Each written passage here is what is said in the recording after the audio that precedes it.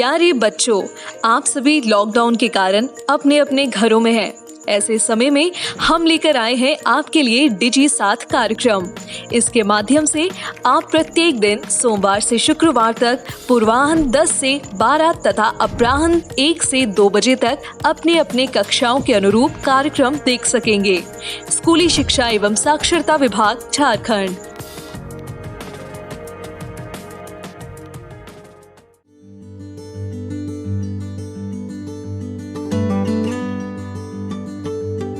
जोहार।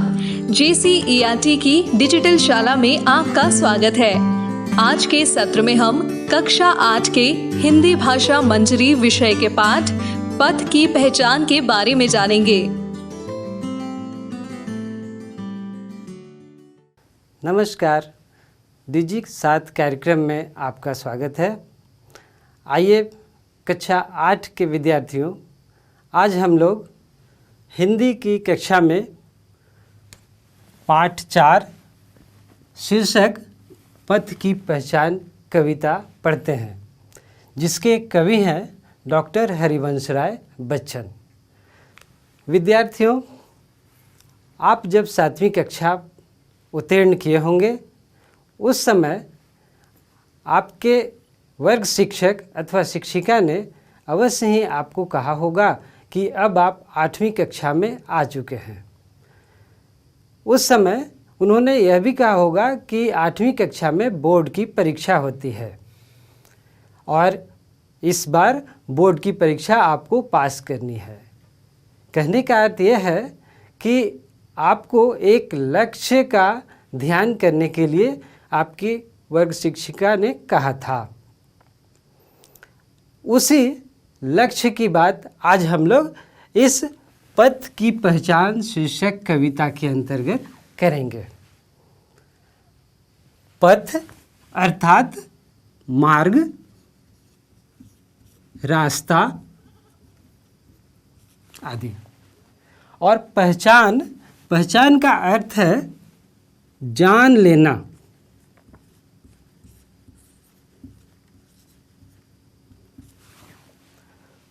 मार्ग को जान समझकर आप अपने लक्ष्य तक पहुँचे, ये बात होगी पथ की पहचान शीर्षक कविता में। तो सबसे पहले हम लोग अब पथ की पहचान शीर्षक कविता का पाठ करेंगे। पथ की पहचान। पूर्व चलने के बटोही बाट की पहचान कर ले। पूर्व चलने के बटोही बाट की पहचान कर ले। पुस्तकों में है नहीं छापी गई इसकी कहानी। हाल इसका ज्ञात होता है न औरों की ज़बानी। अनगिनत राही गए इस राह से उनका पता क्या। पर गए कुछ लोग इस पर छोड़ पैरों की निशानी। यह निशानी मूक होकर भी बहुत कुछ बोलती है। खोल इसका अर्थपंथी पंथ का अनुमान कर ले। पूर्व चलने के बटोही बाट की पहचान कर ले। पूर्व चलने के बटोही बाट की पहचान कर ले। यह बुरा है या कि अच्छा, व्यर्थ दिन इस पर बिताना। जब असंभव छोड़ यह पथ दूसरे पर पग बढ़ाना। जब असंभव छोड़ यह पथ दूसरे पर पग बढ़ाना। तू इसे अच्छा समझ, यात्रा सरल इससे बनेगी। सोच मत केवल तुझे ही यह पड़ा मन में बिठाना। हर सफल पंथी यही विश्वास ले इस पर पड़ा है। तू इसी पर आज अपने चित्त का अवधान कर ले। पूर्व चलने के बटोही बाट की पहचान कर ले। पूर्व चलने के बटोही बाट की पहचान कर ले। है अनिश्चित किस जगह पर सरित गिरी गह्वर मिलेंगे। है अनिश्चित किस जगह पर बागवन सुंदर मिलेंगे।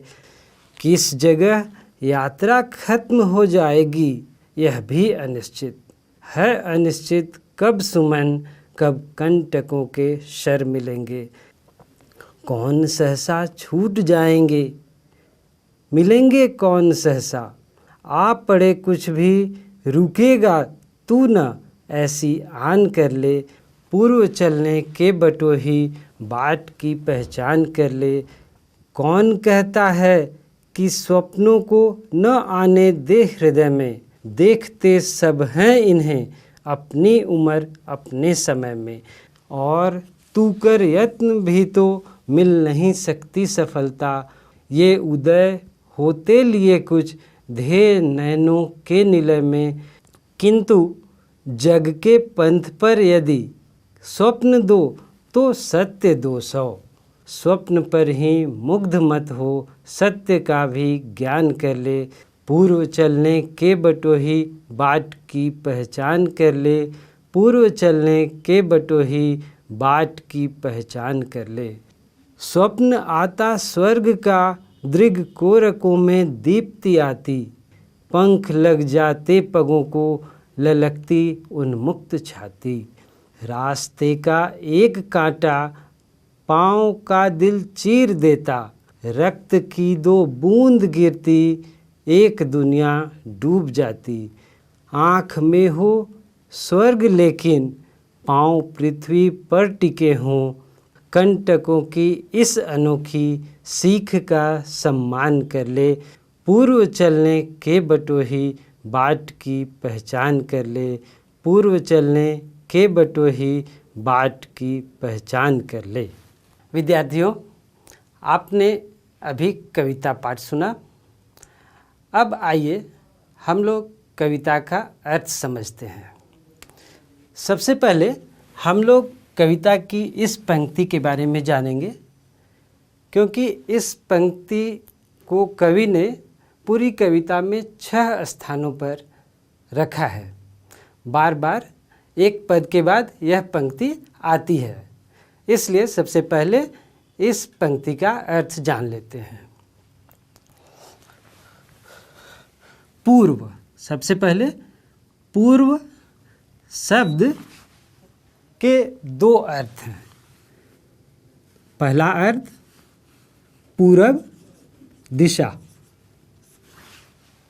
और दूसरा अर्थ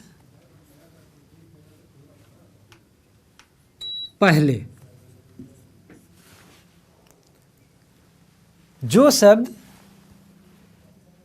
कई अर्थ रखते हैं उन्हें अनेकार्थक शब्द कहते हैं, लेकिन कवि उसका किसी एक अर्थ का ही सार्थक प्रयोग करता है।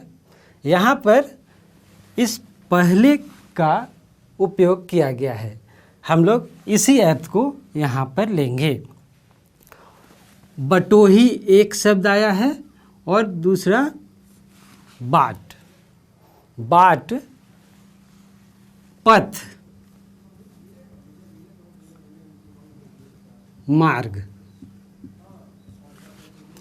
और बटोही पथ पर चलने वाला पथिक, मुसाफिर। पथिक और मुसाफिर शब्द से आपको पिछली कक्षा की एक कविता याद आई होगी। मैं याद दिलाऊं? मुसाफिर अजब हूँ, न घर बार मेरा। कुछ याद आया? और एक जगह पर पथिक आ रहा था, उसी पर धकेला। हंसी सब दिशाएं, हंसे सारे खेत। जी हाँ, बिल्कुल, ये बसंती हवा। बसंती हवा पाठ आपने कक्षा 6 में अवश्य पढ़ा होगा। उसी की पंक्तियाँ, उसमें पथिक और मुसाफिर को आप जानते थे।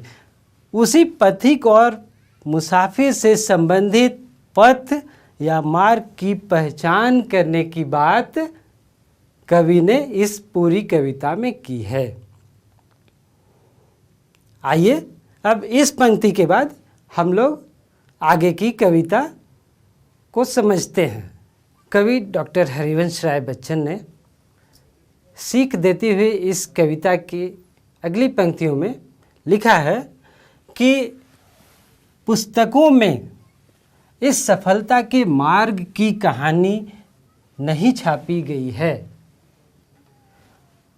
इसका हाल दूसरों के जुबान से भी नहीं जाना जा सकता, लोगों के कहने से आप नहीं जान सकते। औरों का अर्थ है कोई और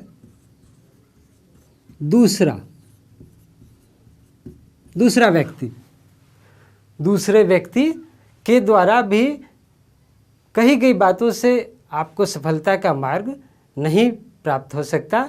आपको स्वयं ही वह मार्ग तय करना होता है। अनगिनत राही, अनगिनत बहुत सारे जिनकी कोई गिनती न हो, इतने राही पंथी गए इस राह से, उनका पता क्या, उनका कोई पता नहीं। सभी लोग जाते हैं अपने लक्ष्य को प्राप्त करने, पर कुछ लोग ऐसे भी गए हैं इस मार्ग से जो कि अपने पैरों की निशानी छोड़कर हमारे सामने चले गए हैं। पैरों की निशानी का अर्थ उनकी सफलता की कहानी, उनके द्वारा किए गए महान कार्य पैरों की निशानी है। हमारे पूर्वज हमारे लिए कुछ निशानियां छोड़ जाते हैं, लक्ष्य की राह छोड़ जाते हैं। हमें उनके पैरों की निशानी से पता चल जाता है कि हमें इसी राह चलना चाहिए ताकि सफलता प्राप्त हो सके। यह निशानी आपने तो देखा ही होगा, जब कोई भी व्यक्ति चलता है तो उसके पैरों की छाप रास्ते पर पड़ जाती है। यह निशानी मूक होकर, मूक का अर्थ मौन होकर भी बहुत कुछ बोलती हैं, बहुत कुछ सिखलाती हैं, हमें संदेश देती हैं। खोल इसका अर्थ पंथी पंथ पर चलने वाला राही। इस निशानी का जो कि मूक है, मौन है, उसका अर्थ खोलकर उस पंथ का अनुमान कर लेना चाहिए, जान लेना चाहिए, तभी लक्ष्य प्राप्त हो सकती है। पूर्व चलने के बटोही बाट की पहचान कर ले। कवि ने आगे की पंक्तियों में कहा है, यह बुरा है या कि अच्छा, व्यर्थ दिन इस पर बिताना। आप अपने मार्ग को बुरा या अच्छा की कसौटी पर जरूर तौलें, लेकिन उस पर ज़्यादा समय देने की आवश्यकता नहीं। जब असंभव छोड़ यह पथ, यदि आपको वह राह, वह मार्ग असंभव लगने लगे, मुश्किल लगने लगे, तब उस पर समय बिताने से अच्छा होगा कि आप दूसरे मार्ग पर पग बढ़ा दें। आपको नई राह चुन लेनी चाहिए। तू इसे अच्छा समझ, यात्रा सरल इससे बनेगी। समय गंवाना कभी भी अच्छा नहीं है। समय को यदि आप बर्बाद करेंगे तो यह अच्छा नहीं होगा, इसलिए दूसरे मार्ग पर पग बढ़ाना अच्छा होगा। आप अच्छा समझेंगे और तब यात्रा आपकी सरल बनेगी, आपकी यात्रा आसान हो जाएगी। सोच मत केवल तुझे ही यह पड़ा मन में बिठाना। आप यह मत सोचिए कि आपको ही इस बात को मन में बैठाना पड़ा है कि आपने जो रास्ता चुना है वह सही है। वह मुश्किल भी हो सकता है, लेकिन यदि आप उन बातों पर ध्यान करेंगे तो समय व्यतीत होगा। इससे अच्छा यह है कि आप दूसरे मार्ग पर चल पड़ें। यही दूसरे मार्ग पर चल पड़ना दूसरे लोगों ने मन में बैठाया है, तब उन्होंने सफलता की राह प्राप्त की है। हर सफल पंथी यही विश्वास ले इस पर पड़ा है। हर एक सफल व्यक्ति जिसने सफलता पाई है, लक्ष्य प्राप्त किया है, उसने इसी विश्वास को अपने मन में रखा है, तब उसने यह सफलता प्राप्त की है। तू इसी पर आज अपने चित्त का अवधान कर ले। आज तू अपने चित्त एक वृत्ति है जिसमें अनुसंधान खोज की प्रवृत्ति होती है। यहाँ पर चित्त का अर्थ है मन। मन का अवधान का अर्थ ध्यान। अपने मन में इस बात का ध्यान कर ले, पूर्व चलने के बटोही बाट की पहचान कर ले। अर्थात जब आप दूसरे मार्ग को चुन लेंगे और दूसरे के बताए हुए रास्ते को भी, उनके लक्ष्य को भी समझ लेंगे, तब आप अपने मार्ग पर अच्छी तरह से चल पाएंगे। आगे की पंक्तियों में कवि ने कहा है अनिश्चित किस जगह पर सरित गिरी गह्वर मिलेंगे। अर्थात यात्रा के क्रम में बहुत सारी चीज़ें अनिश्चित होंगी, अनजान पथ रहेगा और ऐसे अनजान पथ पर किसी को भी पता नहीं हो सकता कि आगे क्या मिलने वाला है। लेकिन कवि ने संकेत दिया है कि सरित गिरी गह्वर।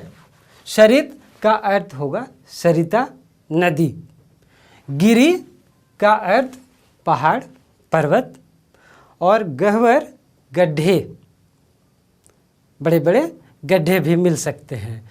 तो कवि का कहना है कि यह अनिश्चित है कि किस जगह पर नदियाँ, पर्वत और गड्ढे मिलेंगे।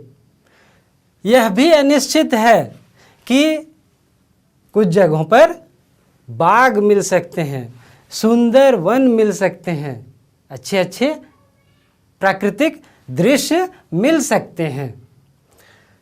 किस जगह पर यात्रा खत्म हो जाएगी, ये बात भी बिल्कुल अनिश्चित है कि आप जब पांव बढ़ा चुके हैं अपने सफलता के मार्ग पर, तो कुछ परेशानियां सामने आ सकती हैं और कभी आपकी यात्रा समाप्त भी हो सकती है। यह भी अनिश्चित है कि कब सुमन का अर्थ फूल पुष्प, कब कंटक अर्थात कांटे, कंटकों के शर देखिए, ये तीर, शर का अर्थ भी तीर धनुष, और वाण जो होता है हमारा, यह पॉइंटर भी उसी तीर के समान है। कंटकों के शर मिलेंगे, पैरों में चुभते हैं कांटे। अक्सर आप विद्यालय आते होंगे तो रास्ते में कांटे गड़ जाते होंगे, तो क्या आप विद्यालय आना छोड़ देते? नहीं ना, उसे निकालते हैं। लेकिन जब वे अधिक लहूलुहान कर देते हैं तब आप अवश्य वापस घर चले जाते हैं, अर्थात अस्पताल इलाज करवाने के लिए। लेकिन यहाँ जो आपकी राह है उस जगह पर कभी तो सुमन पुष्प मिलेंगे और कभी कंटकों के शर, कांटों के तीर मिलेंगे और पैरों को नुकसान पहुंचाएंगे। आगे कवि का कहना है, कौन सहसा छूट जाएंगे। रास्ते में आप चलते हैं तो आपके साथ कई यात्री भी साथ में चलते हैं, आपके आसपास बहुत सारे लोग होते हैं, लेकिन उनमें से कुछ लोग छूट भी सकते हैं। आपके साथी दोस्त उस जगह पर रुक जाएंगे, आप जहां सफलता प्राप्त करने वाले हैं उस सफलता तक वे नहीं पहुंचेंगे बल्कि बीच में रुक जाएंगे। यह भी हो सकता है कि कोई अचानक, सहसा का अर्थ अचानक, मिल जाए। कुछ लोग छूटेंगे भी, कुछ लोग मिलेंगे भी। आप पढ़े कुछ भी, रुकेगा तू न ऐसी आन कर ले। बहुत महत्वपूर्ण पंक्तियां हैं ये, कि चाहे कुछ भी बाधाएं, कुछ भी परेशानियां आ जाएं, आप उन बाधाओं से पार होकर आगे बढ़ेंगे, आप रुकेंगे नहीं, ऐसी बात मन में ठान लें। आन का अर्थ ठान लेना। पूर्व चलने के बटोही बाट की पहचान कर ले। आगे की पंक्तियों में कवि ने बहुत ही सुंदर बातें की हैं। देखिए, कौन कहता है कि स्वप्नों को न आने दे हृदय में। अर्थात कवि स्वप्न देखने की सलाह देता है। वह चाहता है कि व्यक्ति सपने देखे और सपने देखकर उसे पूरा करने की कोशिश करे। देखते सब हैं इन्हें अपनी उम्र अर्थात उम्र व अपने समय में। सभी लोग, प्रत्येक व्यक्ति बल्कि अपना लक्ष्य निर्धारित करता है। प्रत्येक व्यक्ति ऐसे सपने देखता है कि उसका विकास हो, वह सफलता प्राप्त करे। ऐसी ही बातों को कवि ने भी कहा है कि सब लोग अपनी उम्र में स्वप्न देखते हैं, उन्हें देखना भी चाहिए। और तू कर यत्न का अर्थ प्रयत्न, प्रयास। और तू कर यत्न भी तो मिल नहीं सकती सफलता। अगर कोई व्यक्ति स्वप्न नहीं देखने की कोशिश करे तो सफलता नहीं मिलेगी। स्वप्न उसे देखना ही होगा, सपने आएंगे ही, क्योंकि उसके आसपास कई सफलता प्राप्त व्यक्ति होते हैं जो उसकी प्रेरणा के स्रोत होते हैं। ऐसी स्थिति में स्वप्न आएंगे ही उसके मन में। ये उदय का अर्थ जन्म लेना। ये उदय होते लिए कुछ ध्येय अर्थात लक्ष्य। नयनों के निलय में, नयन अर्थात आँख, नेत्र, और निलय का अर्थ है घर, वासस्थान।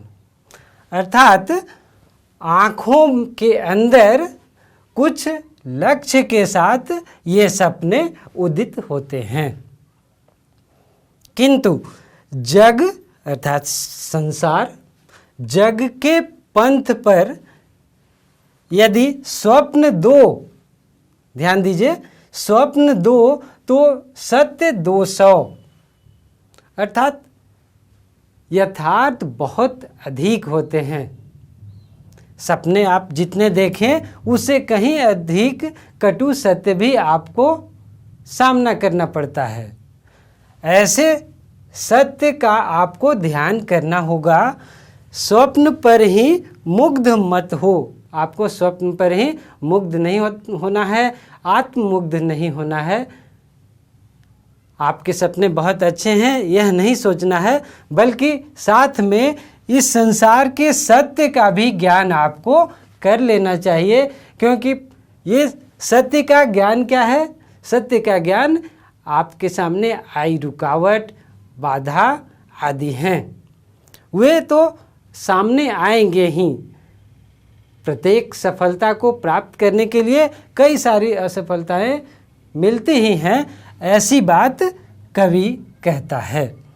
पूर्व चलने के बटोही बाट की पहचान कर ले।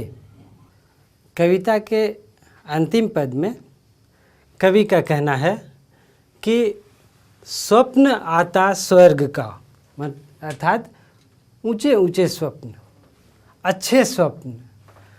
दृग कोरकों में दीप्ति आती। दृग का अर्थात आँख, नेत्र, कोरकों अर्थात कली, जो विकसित होते हैं। स्वप्न भी आँखों में ही विकसित होते हैं। तो जब अच्छे स्वप्न आँखों में आते हैं तो दीप्ति अर्थात चमक आ जाती है व्यक्ति की आँखों में। पंख लग जाते पगों को, पग का अर्थात पैर, पैरों में पंख लग जाना एक मुहावरा है, अर्थात तेजी से अपने लक्ष्य की ओर कदम बढ़ाना। पंख लग जाते पगों को, ललकती उन्मुक्त छाती। व्यक्ति साहस के साथ आगे बढ़ने को उतावला हो जाता है। ललकती उन्मुक्त छाती, उतावला हो जाना। आगे बढ़ने के लिए आप भी उतावले रहते होंगे। 8वीं कक्षा पास करने के लिए अभी से आपके मन में आ गई होगी बातें। रास्ते का एक कांटा पाँव का दिल चीर देता। रास्ते में कांटा रूपी जो बाधाएं आ जाती हैं, उससे कांटा तो पाँव को चीर देता, लेकिन बाधाएं तो लक्ष्य प्राप्त करने को ही रोक देती हैं। रक्त की 2 बूंद गिरती, पाँव में जब कांटा लग जाता है तो उससे रक्त बहने लगता है। 2 बूंद गिरती है और आप लक्ष्य के प्रति असावधान हो जाते हैं, और असावधानी ही आपके लक्ष्य की दुनिया समाप्त कर देती है। आपका रास्ता वहीं पर रुक जाता है। आँखों में हो स्वर्ग, लेकिन पाँव पृथ्वी पर टिके हों। कवि का कहना है कि आँख में अवश्य ऐसे सपने हों जो कि आपको ऊंचाई पर ले जाएं, लेकिन आपके पाँव यथार्थ को जानने वाले होने चाहिए, पृथ्वी पर टिके होने चाहिए। कंटकों की इस अनोखी सीख का सम्मान कर ले। व्यक्ति को ऐसे कांटों के द्वारा पहुंचाई गई बाधा की सीख का भी सम्मान करना चाहिए। ये है पूरी कविता में छात्रों। तो इस पूरी कविता में आपने जाना कि हमें सफलता प्राप्त करने के लिए एक लक्ष्य निर्धारित करना चाहिए। उस लक्ष्य को प्राप्त करने के लिए हमें अपने पूर्वजों के द्वारा दी गई सीख का भी सम्मान करना चाहिए। हमें सपने अवश्य देखने चाहिए और उसे पूरा करने की ओर अग्रसर भी होना चाहिए। और उस मार्ग में चाहे जितनी भी बाधाएं आएं, उनसे हम परेशान न हों और बाधाओं को पार करने का प्रयत्न करें। तो यह था छात्रों, इस पूरे पाठ में आपने अवश्य ही अब अपना लक्ष्य निर्धारित कर लिया होगा और आप निश्चय ही अपने पथ पर अच्छे ढंग से अपने पांव बढ़ाएंगे। तो छात्रों, आज हमने पथ की पहचान शीर्षक कविता, जिसके कवि डॉक्टर हरिवंश राय बच्चन जी हैं, उसका अध्ययन किया। आगे की कक्षा में फिर मैं किसी कविता के साथ अथवा पाठ के साथ उपस्थित होऊंगा। तब तक के लिए धन्यवाद।